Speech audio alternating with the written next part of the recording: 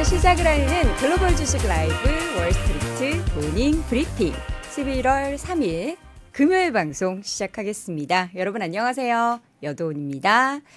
자, 여러분 오늘은 좋은 아침 맞죠? 어제 국내 증시도 또 시원하게 상승을 했고 이 분위기 괜찮은 거예요? 단기적으로 그러는 게 아니라 이제 뭔가 확 대세가 달라진 건가요? 그럼 우리는 이 기세를 몰아서 연말 랠리에 동참해도 되는 건지 제가 너무 이제 흥분했죠. 좀 가라앉히고 밤사이도 시장이 좀 많이 올라가지고 다양한 좋은 이야기들 확인을 해보도록 하겠습니다. 싱글싱글 곤란한데 하셨어요? 알겠습니다. 표정 다시 한번 가다듬고 차분하게. 근데 어떻게요? 입꼬리가 저절로 올라가요. 어떡하죠 이거? 예. 미장이 올랐다기보다는 채권금리 하락이 더 좋다. 그렇죠. 저는 이제 사실 그 한 최근 1년 사이에 국채에 투자하신 특히나 장기물 투자 3배짜리 하신 분들이 가장 좀 걱정이 되긴 했는데 이러한 부분들이 좀 그분들의 처졌던 입꼬리가 조금 올라가는 그러한 모습으로 바뀌어 보이기를 기원해 보도록 하겠습니다. 오늘 유독 예뻐 보이는 이유는 그냥 여러분이 기분 좋아서예요. 여러분은 아니었지만 한 분 이야기하셨는데 그거는 기분이 좋기 때문입니다. 기분이가 왜 좋은지는 잠시 후에 뉴욕 증시 분위기를 보면은 아실 수 있을 것 같고요. 오늘 심층 인터뷰는 IS 이지원 대표와 함께 또 변화하고 있는 시장의 내용들을 면밀하게 체크해 보도록 하겠습니다. 또 오늘은 월가의 소식 미국 주식에 미치다 이항영 전문위원과 함께 또 시장 이야기 나눠보도록 하죠. 자, 일단은 뉴욕 증시 3대 지수가 모두 올랐습니다. 얼마나 올랐냐 보면은 다우지수가 1.7%. 와, 장중 내내 계속해서 우상향 곡선을 이어갔고요. S&P 500 지수는 더 올랐어요. 1.89%. 그리고 나스닥 지수가 1.78% 올랐고요. 러셀 2000 지수 오늘은 이제 많이 올랐으니까 이 지수까지 언급을 해보도록 하죠. 2.67%. 근데 국제유가도 오르긴 했어요. 물론 그동안 좀 하락했기 때문에 이 정도 올라도 $80 초반선의 WTI 기준으로 등락을 보이지만 2.5% 오르면서 에너지주의 또 상승을 이끄는 모습이 나타났습니다. 이렇게 다 오르는데 이 와중에 떨어진 건 우리에게 또 반가운 소식. 국채금리의 하락입니다. 10년물 기준으로 이제 전날에도 이제 FOMC 결과 뭐 여러 가지 내용들 나오면서 10년물 기준으로 떨어졌는데 오늘도 밤사이에도 6bp 정도 떨어지면서 4.6%대를 기록을 했습니다. 와, 이거 이제 지지난주에 제가 기록한 게 맞다면 전쟁, 그러니까 이스라엘, 하마스가 이스라엘을 공격하고 나서 바로 주춤하면서 뚝뚝뚝 떨어지며 제가 4.6을 봤던 걸로 기억을 하는데 그때 이후로 다시금 5% 육박하다가 4.6으로 다시 떨어졌습니다. 자, 그리고 30년물 같은 경우에도 4.8%까지 밀려났고요. 2년물은 전날과 좀 비슷한 수준인 4.9% 후반대에 기록을 하는 모습이었습니다. 연준의 금리 인상, 추가적인 인상에 대해서 이제는 인상 없다. 연구 없다가 아니고 인상 없다라는 분위기를 시장이 다 반영을 하고 있는 상황입니다. 물론 파월 의장의 발언을 전반적으로 보면은 이전과 뭐가 다르지라는 생각을 하지만 그 닉 티밀하우스 그 기자분은 읽었다라는 거죠. 그의 속내를. 그러면서 추가적인 금리 인상 가능성을 확 줄이는 그런 분위기가 전반적으로 연출이 됐고요. 그러한 상황은 뉴욕 증시의 추가적인 상승을 이끌었습니다. 이 가운데 영국 중앙은행 BOE에서 금리를 동결했다라는 소식도 전해졌죠. 지난 9월에 이어서 2회 연속 동결을 한 거고요. 그 전에 이제 ECB 같은 경우에도 금리를 동결을 했는데 이렇게 주요 중앙은행들의 금리 동결 기조는 전반적으로 이제 앞으로는 긴축 더 이상 추가 긴축 없다 쪽으로 무게가 쏠리고 있습니다. 그러나 여전히 그 제이미 다이머 JP모건 체이스 회장은 금리를 최대 75bp 더 인상을 할 수 있다라는 경고에 나서고 있고요. 물론 미국의 경기에 대한 부분의 우려 때문에 추가적인 금리 인상을 할 수 없다 쪽도 있지만 아직까지 지금 10년물 같은 경우에도 7에서 8% 오를 가능성도 기업들은 대비를 해야 한다라는 그 경고는 꺾지 않고 있습니다. 자, 고용은 대체로 좀 둔화가 나타나고 있는 시그널들이 좀 보이고 있죠. 항상 나오고 있는 주간 신규 실업보험 청구자 수는 증가세를 보였습니다. 전주 대비해서 한 5천 명 정도 증가를 했고요. 월스트리트 저널이 집계했었던 예상치와 크게 차이는 보이지 않았어요. 월스트리트 저널은 21만 4천 명을 예상했는데 지난주에는 21만 7천 명으로 집계가 되면서 한 3천 명가량 더 나온 겁니다. 그리고 미국의 10월 감원 계획이 전날보다 좀 줄었는데 여전히 올해 전체로 보면은 2020년 이후 가장 많은 수준이 기록이 되고 있습니다. 요 CGNC, 그러니까 챌린저 그레이 앤 크리스마스 감원 보고서에 따르면요. 10월의 감원 계획은 3만 6,836명. 굉장히 디테일하죠. 이렇게 기록이 됐고요. 직전월 4만 명대보다는 22% 감소를 했습니다. 지난해 같은 기간 대비해서는 9% 증가를 한 거고요. 여기에서 관련한 고용 관련한 노동 관련한 지표 중에서 가장 좀 유의미했던 건 그 3월에 비농업 관련한 생산성 요 지표가 발표가 됐는데 전분기 대비해서 4.7% 상승을 했습니다. 지난 2020년 3분기 이후에 가장 높은 수준이었는데 시장 예상치보다도 높았습니다. 근데 여기에서 중요한 게 지금 계속 이제 고용 관련한 데이터 중에서 이 명수 줄구, 뭐 감원계 이런 것도 중요하지만 그 비용이 굉장히 중요하잖아요. 근데 여기서 3분기 단위 노동 비용 같은 경우에는 전분기보다 0.8% 감소를 했습니다. 우리가 고용 보고서나 뭐 노동 관련한 데이터를 볼 때 그 임금에 대한 이야기를 항상 중요하게 봅니다. 임금이 계속해서 올라가는 것이 꺾이고 있다라는 것을 보면은 인플레이션도 이에 영향을 받기 때문에 이 단위 노동 비용 같은 경우에 좀 감소를 했다라는 것도 시장에는 좀 긍정적으로 해석을 할 수 있는 포인트가 되겠습니다.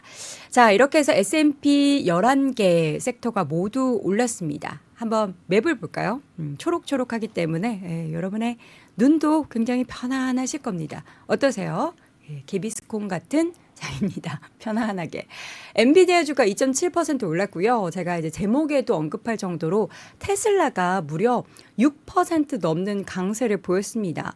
테슬라는 사실 악재도 있었어요. 중국의 판매가 줄었다는 소식이었는데 중국 자동차 협회에서 발표한 지난달 테슬라의 중국에서의 판매량은 7만 2천 대였습니다. 전월 대비 2.6% 감소를 한 겁니다. 그러나 이 같은 악재는 전체적으로 시장에서 상승을 하는 종목들을 억누를 수는 없었고요. 그리고 반대로 미국 전체에서 전기차 판매가 줄고는 있지만 캘리포니아주에서는 전기차 판매가 늘고 있다라는 소식도 이렇게 테슬라 그리고 전기차주들이 상승하는 데 영향을 미친 모습이었습니다. 지난 3분기 테슬라 전기차 판매는 캘리포니아에서는 20% 급증한 것으로 또 집계가 된 바가 있었죠. 자, 그리고 마이크로소프트, 애플 등의 이제 빅테크 종목들은 전반적으로 오름세를 보였는데 메타가 살짝은 주춤했습니다. 메타의 주가는 0.3% 소폭 하락세를 보였고요. 구글 0.79%, 마이크로소프트 0.6%, 애플의 실적 발표 앞두고 2% 넘게 올랐고 아마존도 0.78% 올랐습니다. 자, 애플 실적을 발표를 했습니다. 시장의 예상치를 상회하는 실적을 발표를 했는데 아쉽게도 4개 분기 연속 매출이 좀 줄어들었다라는 부분은 조금은 아쉬웠습니다. 매출 895억 달러, 전망치가 892억 달러였는데 이를 상회를 했고요. 순이익 같은 경우에는 229억 6천만 달러를 기록을 했고 전년 같은 기간 대비해서 이도 또한 늘어난 겁니다. 애플 아이폰 판매량 항상 이제 애플은 서비스 쪽에 매출이 늘어나고 있어요를 강조를 하지만 시장에서는 여전히 아이폰이 좀 덜 팔리고 하면은 좀 우려를 하곤 하는데요. 월가 전망치를 부합하는 수준의 아이폰 판매량이 기록이 됐고 작년 같은 기간 대비해서 아이폰 판매량은 2%대 증가를 했습니다. 자, 그리고 이 밖에 실적 발표한 기업들이 참 많았습니다. 스타벅스 같은 경우에는 실적 내용이 굉장히 좋았습니다. 그러면서 주가도 상승을 했는데 실적 내용 한번 볼까요? 자, 일단 중국에서의 스타벅스가 굉장히 또 선방을 펼치고 있다는 소식이 전해지고 있습니다. 그동안에는 계속 중국 꺾인다, 중국 안 좋다라는 이야기들을 스타벅스를 통해서 많이 했었는데 일단 전망치를 크게 웃돈 3분기 실적 발표하면서 긍정적이었고요. 그리고 팔란티어 같은 경우에도 3분기 실적 예상치를 상회하면서 주가는 무려 20%나 급등을 했습니다. 그리고 앞서서 전기차주 좋다고 말씀드렸는데 니콜라도 10% 넘는 급등을 보였습니다. 그러나 손실폭이 더 확대된 실적을 발표한 부분은 좀 아쉬웠습니다. 매출이 지난 3분기에 마이너스 173만 달러를 기록을 했고 순손실이 4억 2,580만 달러였습니다. 그리고 주당 순손실의 규모도 0.3달러를 기록을 했는데 그럼에도 불구하고 앞으로 수소 연료 트럭에 대한 300건의 주문을 받았다라고 하면서 주가는 상승을 했습니다. 3,000건, 3만 건 아니고 300건인데도 주가가 10% 넘게 올랐다라는 건 저는 약간 또 깜짝 놀랄만한 소식이 아닌가 싶고요. 맵을 다시 보자면 앞서 국제유가 상승 말씀드렸죠. 엑스모빌, 쉐브론 모두 각각 3%대 강세를 보이는 모습이었고요. 종목 가운데서는 이제 섹터 움직임 전반적으로 다 좋았는데 헬스케어 섹터 좀 중간중간에 울긋불긋하긴 하지만 일라일릴리가 다시 한번 4% 이상의 가간 상승을 보였고 그동안 주춤주춤했었던 금융주 쪽도 괜찮았습니다. 특히 뱅크 오브 아메리카가 4% 넘게 올랐고요. 웰스파고, 시티그룹도 각각 2%, 4% 넘는 강세, JP모건도 1.7% 넘는 상승 보였고요. 버크셔 해서웨이의 주가도 1.5% 올랐습니다. 자, 버크셔 해서웨이가 얼마 전에 비아디 지분 줄였다는 소식을 전해드렸는데 밤사이에 있는 옥시덴타 페트롤리움의 지분을 더 늘렸다라는 소식도 전해지고 있는데요. 옥시덴타 페트롤리움 주가 한번 볼까요? 3% 넘게 상승한 63달러 선을 기록하고 있습니다. 전반적인 시장 분위기 어떻습니까, 여러분? 여러분들이 느끼시기에는 이게 좀 단기적인 상승일지 아니면 지금부터 연말 랠리에 대한 시동을 걸고 있는 건지 저도 궁금한데요. 또 이분은 어떻게 보고 있을지 ISL 이지환 대표와 함께 잠시 후 이야기 나눠보겠습니다.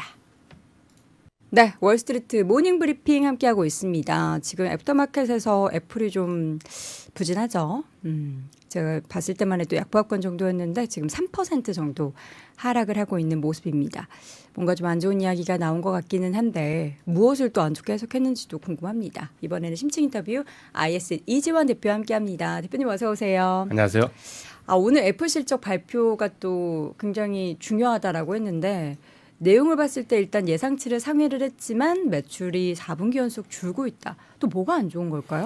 지금 이제 실적 발표했던 기업들 대부분 보면 가이던스 대부분 다 상회를 하고 있죠. 네. 그러니까 지금 발표됐던 기업들 거의 이제 80% 어제 보니까 81%까지 가이던스가 대부분 다 상회돼 예상보다 또 더 좋게 나오더라고요. 근데 문제는 이제 이게 눈높이는 많이 낮아졌는데 이 눈높이가 불과 한 달 전에 낮아졌잖아요. 네. 그러니까 이거 S&P 500 기준으로 보면 EPS가 한 1.7% 성장할 걸 예상했다가 1.4%로 1.3%로 0.4%가 한 달 전에 낮춰져서 너무 급하게 가이던스가 하향 조정 많이 됐거든요. 네. 그러다 보니까 대부분 가이던스는 상향인데 여기 반응하기보다는 뭐 향후에 대한 가이던스 혹은 핵심 사업에 대한 가이던스 이제 이쪽에 포커스를 더 맞추는 것 같아요. 그러니까 여기에 따라서 주가 등락이 좀 갈리는 것 같고 지금 EPS나 매출액은 다 상회를 했는데 아마 매출액이 전체적으로 또 줄었다는 포커스에 맞추는 것 같은데 아무래도 애플은 지금 다른 뭐 EV 파트나 AI 반도체 파트에 비해서는 상대적으로 이제 조금 미진한 모습을 좀 보이는 건 사실인 것 같습니다. 네. 아마 투자자들 실망이 조금 나온 것 같은데 또 본장 이 정도면 본장 열어보면 또 바뀔 수도 있으니까요.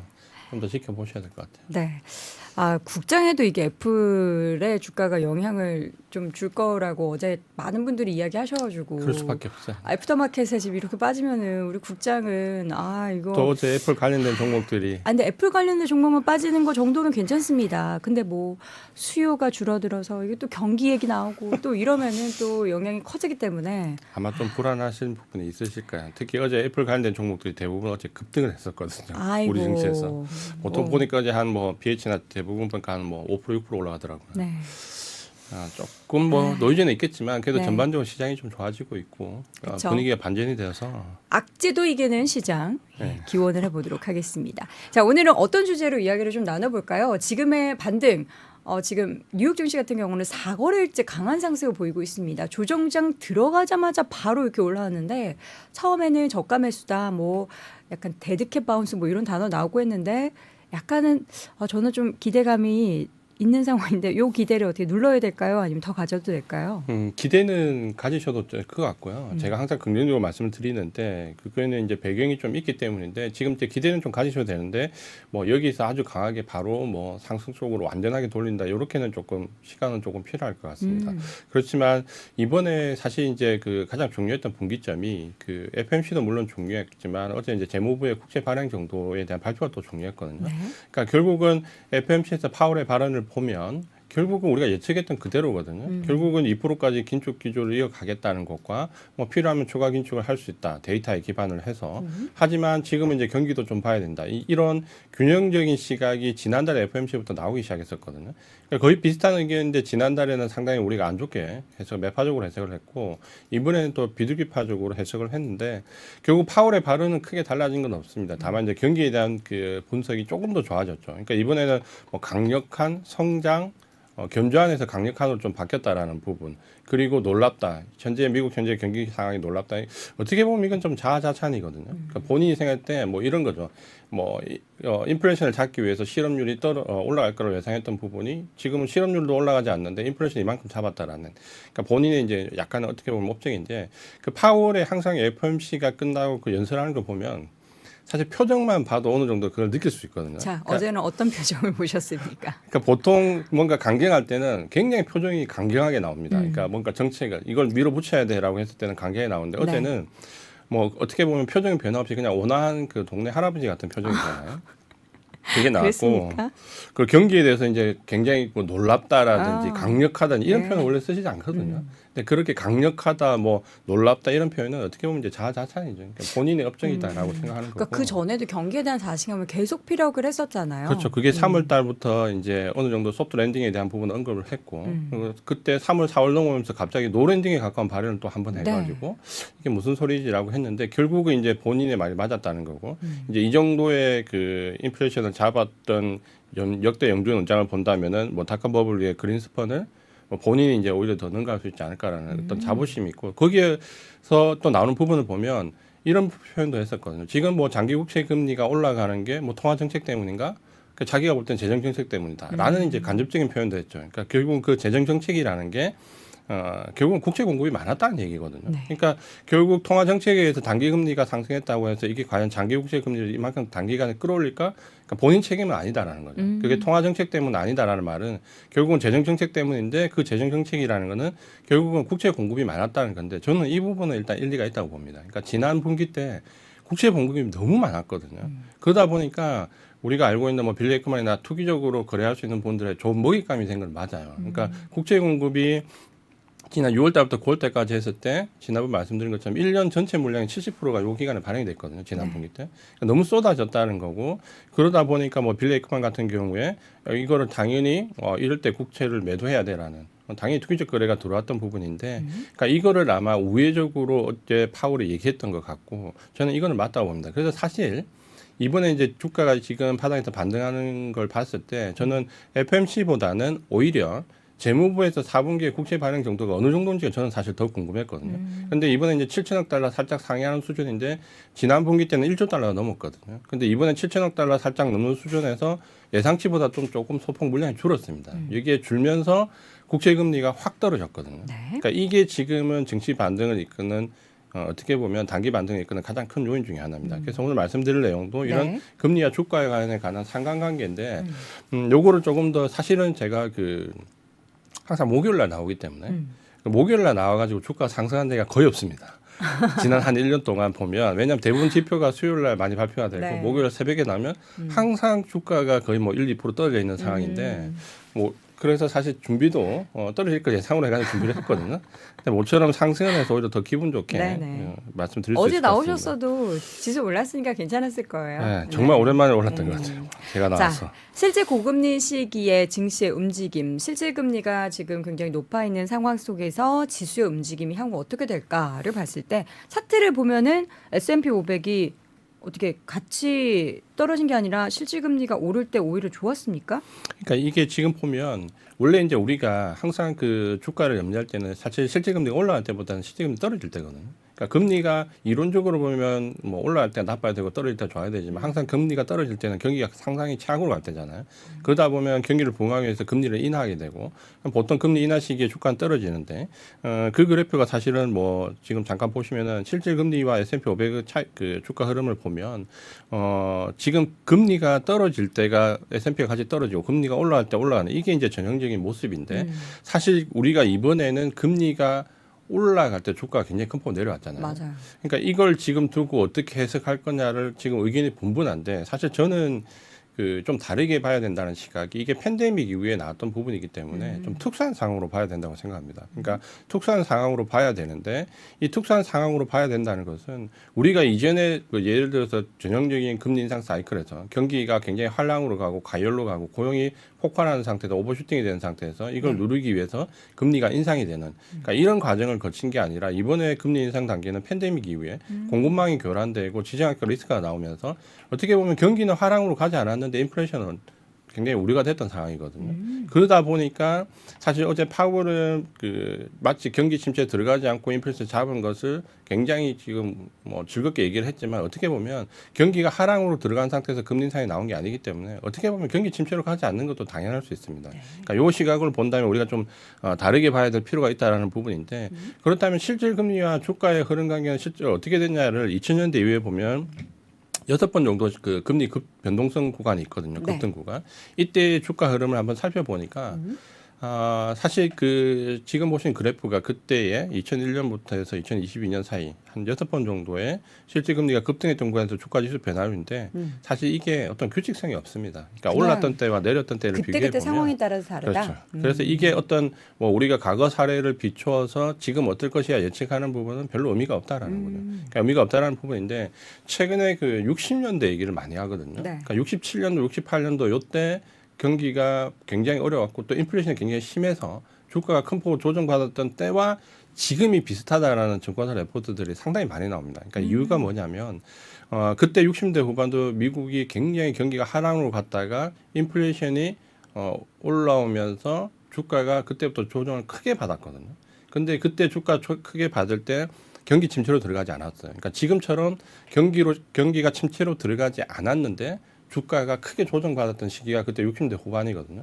그러다 보니까 지금과 비교해서 우리도 지금 경기가 침체로 간 건 아닌데 우리가 한 2년 넘게 주가를 크게 조정받았어. 그때와 비슷하겠는데라는 시각을 이제 가지고 있는 거죠. 그래서 그때 60년대에 처음으로 미국에서도 이때 왜 증시가 크게 조정을 받았을까를 연구를 해보니까 경기가 아니라 긴축을 너무 과도하게 했기 때문이라는 결론이 나왔었거든요. 그래서 지금처럼 긴축이 너무 과도하게 나왔기 때문에 증시가 조정받는 게 아니냐라는 유사점으로 얘기를 많이 합니다. 그래서 그때를 비교하는데 근데 그때의 상황을 보면 정말 그때는 그 주식 시장이 아주 극도의 공포 심리로 들어갔거든요. 그러니까 어느 정도 심리로 들어갔냐면 워렌 버핏이 그때 이제 그런 60대 후반에 그런 얘기를 했었죠. 이런 증시에서는 수익을 내기가 어렵다.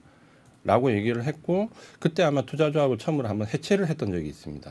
그 워렌 버핏이 그때 지나고 나서 후회를 했죠. 그때가 주식을 샀었어야 되는데 너무나 안 좋았기 때문에 투자조합을 한번 해체를 했던 적이 있고 우리가 잘 알고 있는 워렌 버핏이 투자자들에게 보내는 편지라는 걸 그 조정 이후에 쓰기 시작했거든요. 그러니까 이 상황을 설명하기 위해서 그때부터 쓰기 시작했는데 결론적으로 말씀드리면 그 공포심이 극에 달한 이후에 주가는 굉장히 크게 올랐습니다. 뒤쪽에.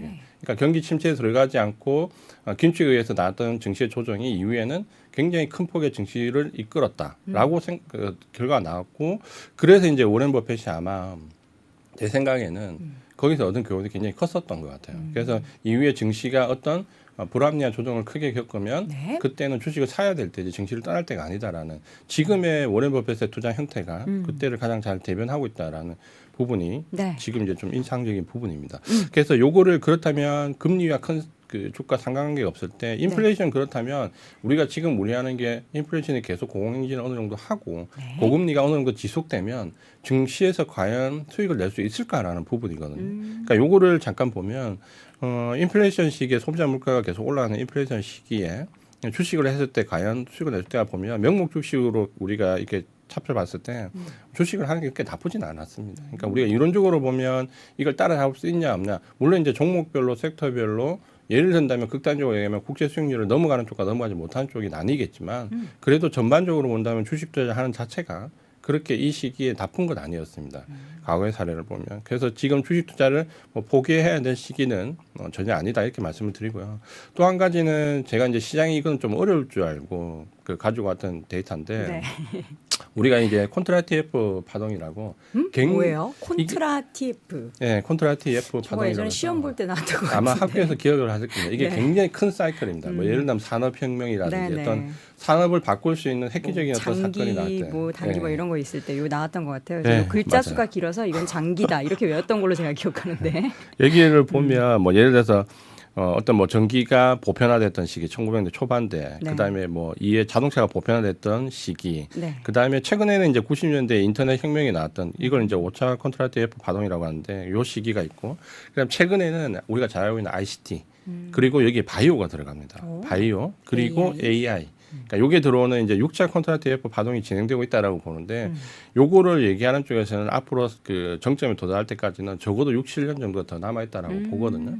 근데 이게 이제 어떻게 보면 이 컨트라트 F 파동 중에 네. 우리가 팬데믹을 겪었거든요. 그러니까 이 파동이 진행되는 중에 돌발적인 상황이 나온 거죠. 그러면 보통 파동이 진행될 때 돌발적인 상황이 나오면 그건 오히려 이제 기회했던 경우가 사실은 지나고 보면 더 많죠. 단기적인 악재고 해소될 악재였기 때문에. 그렇죠. 이제 구조적으로 나온 게 아니라 어떤 돌발적으로 나온 악재이기 네. 때문에. 그러면 좀 장기적인 파동을 보시는 분들이라면 이 컨트라트 F 파동으로 본다면 이게 오히려 진행되는 과정에서 나왔던 돌발 악재는 기회가 될 수 있다라는 부분이 지금은 조금 부각이 될 수 있습니다. 그래서 좀 긍정적으로 장기 파동을 항상 말씀을 드리는데, 그러니까 제가 무조건 그 긍정적인 부분만 말씀드리는 게 아니라, 그러니까 이런 좀 장기적인 사이클을 같이 보자라는 부분으로 말씀을 좀 드리는 거고요. 그렇게 본다면은 지금 여기 ICT나 바이오 AI 여기는 이제 상당히 우리가 주목해야 될 필요가 있다라는 거죠. 그러니까 이게 이제 구조적인 성장성. 그래서 금리 동결 시기에 과연 구조적인 성장성이 어디서 나올 거냐를 본다면 저는 이 콘서트 F 파동을 이끌고 있는 쪽에서 나올 거라고 좀 보고 있습니다. 그래서 항상 이쪽을 관심을 가져야 된다고 말씀드리는데, 근데 이제 이게 돌발적으로 지금 나왔던 부분과 아직도 경기가 연착되지 못할 것이라고 주장하는 쪽의 의견을 보면 이제는 그 의견이 조금 많이 줄어들긴 했습니다. 근데 그 의견을 이제 두 가지로 이제 좀 생각해봐야 될 필요가 있을 것 같아요. 하나는 지금 현재 지정학적 리스크로 나와 있는 유가가 이제 변수가 좀 될 수 있습니다. 그러니까 지금은 유가가 다행히 80불 초반대까지 90불 이후에서 다시 내려와 있는데 이게 이제 유가가 영향을 만약에 이스라엘 지금 하마스 사태가 어느 정도 수준까지 될 거냐를 놓고 봤을 때 기대 인플레이션의 유가에 의해서 상당히 영향을 많이 받거든요. 그러니까 이게 이 정도 수준에서 그치면 다행인데 만약에 이게 과도하게 올라가 버리면 기대 인플레이션이 꺾이면 또 다시 이제 논란의 중심은 또 들어오게 되거든요. 근데 만약 그 우리가 과거에 이 지정학적 리스크로 과연 중동에서 어떤 전쟁이 일어났을 때 유가의 변동성이 어느 정도 나왔냐는 사실 가늠하기 어렵습니다. 그러니까 이걸 보니까 저도 5차 중동 정전 때는 유가 변동성이 6%밖에 안 나왔습니다. 최대 상승률이 6%밖에 안 나왔고, 근데 이 직전에 우리가 잘 알고 있는 이전에 그 2008년도에 가자에서 그 분쟁이 일어났을 때는 유가 변동률이 80%를 넘어갔었거든요. 한번 자료를 볼까요? 예, 자료 자료 한번 좀 볼까요? 띄워주세요. 표지. 예, 그래서 요때 보면 그 중동의 지정학적 리스크가 발발했을 때 유가가 어느 정도 변했냐인데 생각보다 5차 중동 전쟁 그 마지막에 일어났던 5차 중동 전쟁 때는 6.6%밖에 변동성이 없었어요. 네. 그러니까 크지 않았고, 근데 최근에 가장 마지막에 이제 가자에서 전쟁이 일어났던 2008년도는 보면 유가 변동률이 거의 85% 정도까지 나왔거든요. 그래서 증가율이. 지금 걱정을 하고 있었던 네, 거잖아요. 그래서 이제 여기 걱정이 좀 되는 부분인데, 요게 만약에 이제 아주 확전의 양산으로 가서 돌발적인 변수가 되지 않으면 어느 정도 여기서 유가 상승은 제한적일 것 같은데, 만약에 여기와 중국의 지금 수요가 맞물려서 진짜 유가 변동성이 예전처럼 만약에 80% 넘어가는 상황이 온다 그러면 이건 이제 기대 인플레이션 심리를 굉장히 자극할 수 있거든요. 그쵸. 그러니까 이 부분은 조금 걱정스러움이 될 수 있다라는 것과 그 다음 이제 하방을 얘기하는 중에서 가장 큰 지금 모멘텀으로 잡는 게 이게 소비 둔화 우려감입니다. 지난번에도 한번 말씀드렸는데 계속 얘기가 나오고 있어요. 이번에도 그 네, 맞아요. 소비 관련해서 연말에 줄어들 것 같다. 굉장히 천천히 그렇죠. 늘어날 것 같다라고 얘기를 하더라고요. 근데 제가 또 리테일 쪽 사업을 하고 있지 않습니까? 저도 느낍니다. 그러니까 많은 이게 분들이 잘 쓰지 않아요.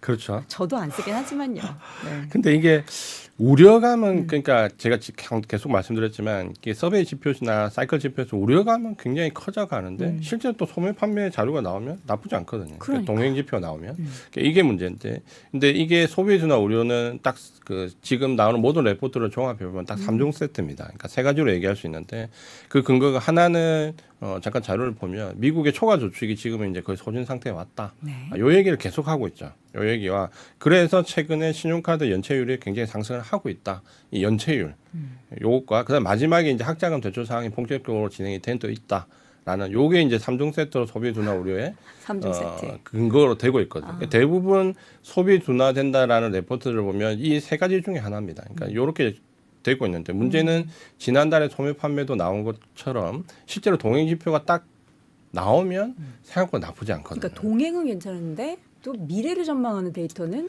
부정적이에요. 그래서 지금 현재 이제 제가 좀 약간 이제 우리가 필터링을 해야 될 부분은 지금 어떻게 보면 애널리스트나 이 보고서를 작성하신 분들이 네.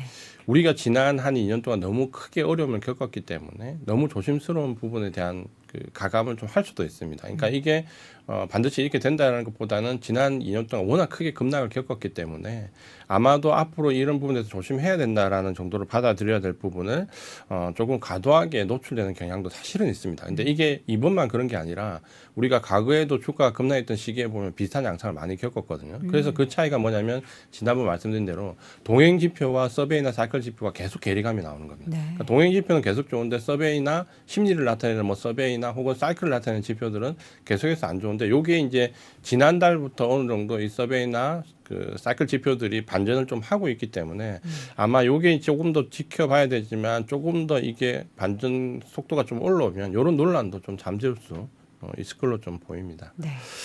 그래서 이제 요게 이제 우리가 지금 해볼 수 있는 악재라고 본다면 반면에 이제 저는 그 계속 긍정적인 부분을 말씀드리는 이제 가장 큰 두 가지 그 배경이 있습니다. 그래서 그 두 가지 배경을 말씀드리려고 하는데 하나는 이제 재고 사이클 순환 주기입니다. 그러니까 우리가 경기가 진짜 좋아질 거야 혹은 증시가 좋아질 거야라는 선행 지표가 어떻게 움직이냐를 중요하게 생각 보는데 저는 항상 이 재고 사이클, 재고와 관련되는 게 선행 지표에서는 가장 인상적이다라고 좀 보거든요.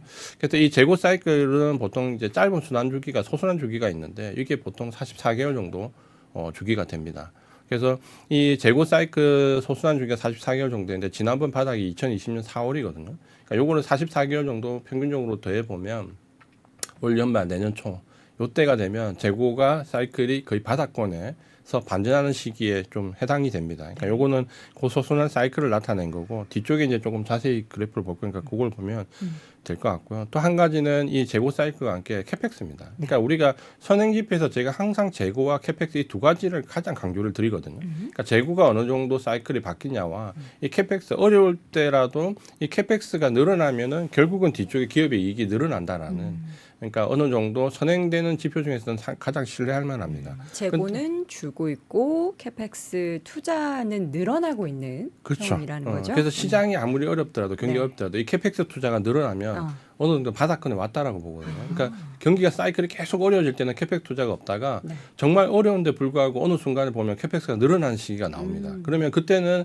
경기가 어렵더라도 이게 뭔가 바닥을 칠 수 있다라는 기대감이 나오거든요. 네. 근데 올해 보면 사실 캐펙스 투자가 나쁘지 않았어요. 그러니까 우리나라도 삼성전자가 반도체 사이클이 굉장히 안 좋을 때 캐펙스 투자를 굉장히 늘렸거든요.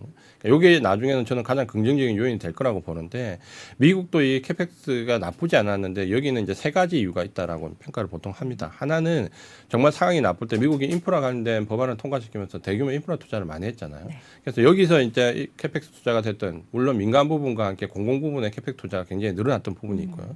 또 하나는 우리가 팬데믹을 겪으면서 미국이 이제 공급망 재편에 대해서 굉장히 의지를 크게 나타냈잖아요. 그래서 미국 내에 뭐 공장이라든지 혹은 관련되어 있는 운송 여러 가지 사항들을 재편하면서 나왔던 투자. 그리고 최근에는 여기 AI와 관련된 투자가 굉장히 늘어나면서 이게 복합적으로 맞물리면서 우리가 상당히 어려움을 겪었지만 캐펙스 사이클은 사실은 상승을 했었습니다. 네. 그래서 요 반전이 지금은 굉장히 중요한데 이 재고 사이클과 캐펙스 사이클은 두 가지 이제 의미가 있습니다. 하나는 이 캐펙스 사이클은 여기 보시면 이게 추세가 늘어납니다. 그러니까 어느 정도 줄다가 캐펙스 사이클이 늘어나기 시작하면 설비 회색깔 투자가 지금 늘어나면 막대 그래프를 보시면 됩니다. 네. 요게 늘어나기 시작하면 네. 여기 보면 주가 변동추는 그 12개월 입했으니까 기업들의 이익치가 늘어납니다. 그러니까 요 캐펙스가 투자가 늘어나는 시기부터 기업들의 이익이 늘어나면서 그러면 당연히 기업이익이 늘어나는 시기가 주가가 상승하는 시기가 되겠죠. 네. 요 부분이 되고 또 하나는 재고 사이클로 보면 ISM 제조 기준으로 재고 사이클이 어느 정도 요게 바닥을 나타낼 때 S&P가 보면 역시 이제 그때 기업 이익이 거의 바닥인 상태입니다. 그러니까 캐펙스는 추세를 어느 정도 형성하면 이 재고 사이클은 고점과 저점을 형성합니다. 네. 그러니까 요 두 개가 맞물리면 저점에서 추세가 형성되는 형태가 되겠죠. 그래서 이 두 가지 상황이 맞물리는 시점이 중요한데 지금은 재고 사이클이 올해 12월 내년 1월 정도 가면 소순환 주기에서 어느 정도 바닥권에 들어가는 시기고 캐펙스는 이전부터 늘어났던 시기니까 요걸 잘 조합을 해서 생각을 해보면 바닥권에서 기업 이익이 상승적으로 돌아서는 순서적으로 늘어나는 시기가 될 수 있다라는 거죠. 그래서 사실 올 한 해 보면 굉장히 뭔가 안 좋은데 빅테크 기업들 위주로 EPS가 가파르게 증가하고 지금 S&P 500 기준으로 주가는 고점을 갱신하지 못했지만 12개월 선행 EPS는 고점을 갱신을 했거든요. 네. 그러니까 그게 왜 나왔냐라고 본다면 저는 이 사이클 두 개의 사이클과 어느 정도 연관이 있다라고 보여지고 그래서 긍정적인 부분을 계속 봐야 된다라고 말씀을 드리고 있습니다. 자, 그렇다면 이러한 사이클 속에서 주도 섹터 방금 자료에 노출이 되긴 했습니다만 AI 그리고 전기차, 헬스케어를 꼽아주셨어요. 이유가 뭘까요? 그래서 제가 그 좀 전에 말씀드렸던 큰 장기 사이클에도 마찬가지지만 요거를 캐펙스를 놓고 자본적 지출만 증가율만 놓고 본다면 네. 요 그래프는 꼭 기억을 하시면 좋을 것 같아요. 그러니까 S&P 500이 지금 캐펙스 지출이 늘어나고 있는 건 맞는데 네. 이거를 상회하는 쪽을 보면 헬스케어가 있고요. 이 세 가지 섹터가 대표적인 캐펙스 투자 확대의 S&P 500 섹터군요. 평균 기준을 많이 넘어가는 네. 자본 투자가 많았던 섹터를 찾아보면 네. 헬스케어와 그리고 여기 보시면 EV 배터리를 포함하는 EV 파트 그리고 AI 파트 이 세 가지가 역시 지금 가장 주목을 받고 있습니다. 그러니까 이게 투자가 늘어났다는 것은 그만큼 여기서 나올 기업 이익들이 가장 크다라는 거죠. 그러니까 시장이 반전될 때 우리가 어제 오늘 미국 증시가 국채 금리가 떨어지면서 반등될 때 어느 섹터가 강한지를 본다면 역시 AI 관련된 반도체들이 급등을 했고 테슬라도 물론 이제 급등을 좀 했고 그다음 어제 이제 일날 릴리 같은 경우에도 급등을 했잖아요. 그러니까 뭔가 이 캐펙스 자본적 지출이 늘어나는 섹터에서 가장 크게 급등을 했었습니다. 그러니까 요 그래프와 어제 오늘 국채 금리가 하락할 때 미국 증시의 반등을 보면 역시 이제 일치하는 부분이 있죠. 그래서 요거를 주도 섹터를 꼭 기억을 하시고 지금 어느 쪽에 대응을 해야 되냐라는 부분은 계속해서 말씀드리지만 결국은 이 캐펙스 지출이 늘어나는 쪽에서 어느 정도 경기와 무관하게 구조적 성장성을 가지고 있습니다. 다만 이제 우리나라 같은 경우는 과연 EV에서 이게 배터리가 너무나 이 부분을 많이 반영을 주가에 하고 있다는 부분 때문에 어느 정도 투자에 대한 그 밸류에 대한 가치를 좀 재평가를 해야 되겠지만 전체적으로 본다면 이 세 가지 파트 AI와 EV와 헬스케어 쪽은 앞으로 시장이 좋아진다라면 계속해서 관심을 가져야 된다. 그렇게 말씀을 드리겠습니다. 알겠습니다. 자, 이렇게 해서 여러분들이 생각하시는 지금 시장과 또 앞으로의 시장을 어떤 그 지표로 한번 가늠해 볼 수 있을지 그 가운데 있어서 재고와 캐펙스 투자적인 관점에서 바라봐야 될 섹터까지 쭉 정리를 해봤습니다. 오늘 이 시간 ISL 이지환 대표와 함께했습니다. 대표님 고맙습니다. 고맙습니다. 복잡하고 어렵게 느껴지는 재무제표와 용어들 친절한 투자 멘토 사경인 마스터가 매주 새로운 콘텐츠로 알기 쉽게 설명해드립니다. 재무제표 분석과 포트폴리오 구성, 뭐 양대 재무제표라고 그러면 대차대조표랑 손익계산서가 있거든요. 매수 매도 방법, 이때 사는 게 좋겠네. 이렇게 사면 좋겠다. 근데 이렇게 살려면 뭘 해야 되냐면요. 나머지 3분의 1은 놔둬봅니다. 어디까지 가는지. 실전 투자 팁까지 알려드립니다. 오직 3프로 멤버십에서만 만나실 수 있습니다.